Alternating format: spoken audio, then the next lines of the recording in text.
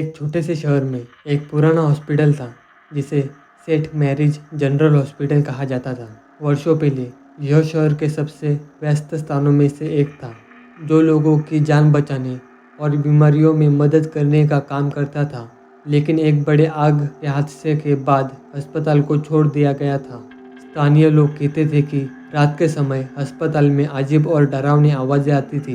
कोई भी सूर्यास्त के बाद वहां जाने की हिम्मत नहीं करता था।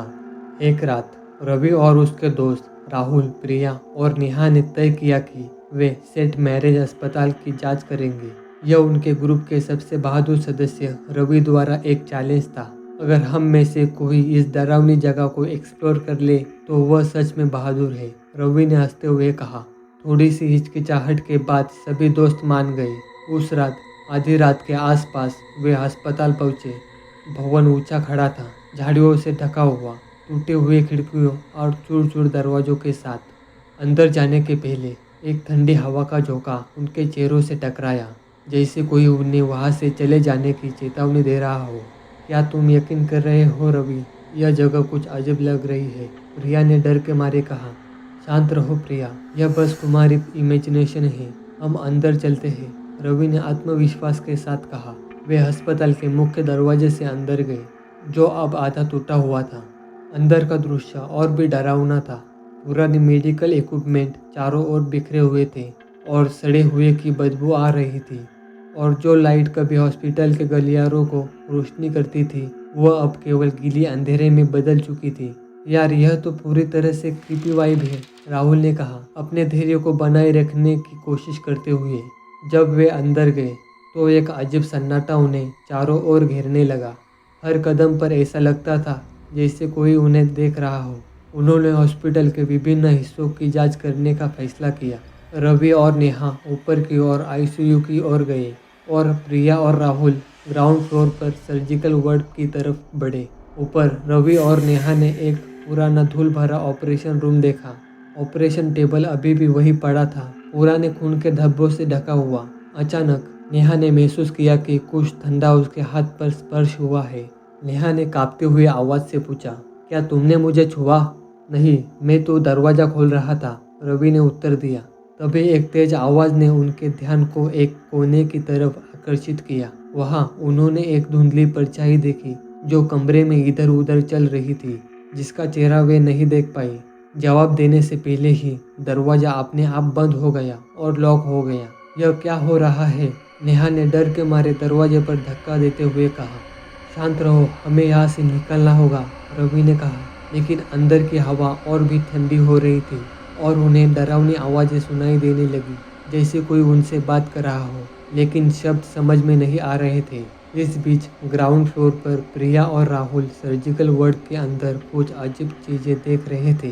पुराने सर्जिकल इंस्ट्रूमेंट चारों तरफ बिखरे हुए थे और एक पुराने स्ट्रेचर पर कुछ काले धब्बे थे। अचानक एक लाइट झपकने लगी और फिर से अंधेरा हो गया। प्रिया ने अपने दिल की धड़कन तेज महसूस की। प्रिया ने धीरे से कहा, यह कुछ अलग है। राहुल ने प्रिया को शांत करने की कोशिश की। शांत रहो, हम बस एक्सप्लोर करने आए हैं, कुछ नहीं होगा। लेकिन जैसे ही राहुल ने कहा, एक बेल बजने लगी। वही इमरजेंसी बेल जो तब बजती थी जब कोई इमरजेंसी होती थी, और वह बेल लगातार बजती रही बिना रुके। राहुल ने देखा कि एक पुराना फ़ोन जो एक साइड पर पड़ा था वह भी बजने लगा था, लेकिन वह कोई लाइन जुड़ी नहीं थी। यह कैसे संभव है? राहुल ने धीरे से कहा, फ़ोन की तरफ बढ़ते हुए। राहुल ने फ़ोन उठाया। केवल एक कोल्ड ब्रेथ सुनाई दी और फिर एक आवाज़ आई, तुम्हें यहाँ नहीं आना चाहिए था, अब तुम कभी यहाँ से बाहर नहीं जा पाओगे। राहुल ने डर के मारे फ़ोन को फोड़ दिया। हमें यहाँ से बाहर जाना चाहिए, प्रिया चिल्लाई। वे दोनों एग्जिट की ओर भागे, लेकिन जब वो एग्जिट की ओर बढ़े तो उन्होंने दरवाज़ा बंद पाया और बाहर जाने का कोई रास्ता नहीं था।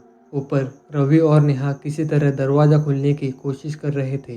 तभी एक पुरानी नर्स का भूतिया छाया उनके सामने प्रकट हो गया। उसकी आंखें पूरी तरह से काली थी और उसका मुंह अजीब तरीके से फैल गया था। उसने रवि और नेहा की ओर हाथ बढ़ाया, जैसे वह उन्हें पकड़ने आ रहा हो। डर के बाहर निकलो, रवि चिल्लाया और वे दोनों सीढ़ियों की ओर दौड़े। जैसे ही वे नीचे पहुंचे, उन्होंने देखा कि प्रिया और राहुल भी वहां फंसे हुए थे। अब उनके चेहरों पर केवल एक ही भाव था, असहनीय भय।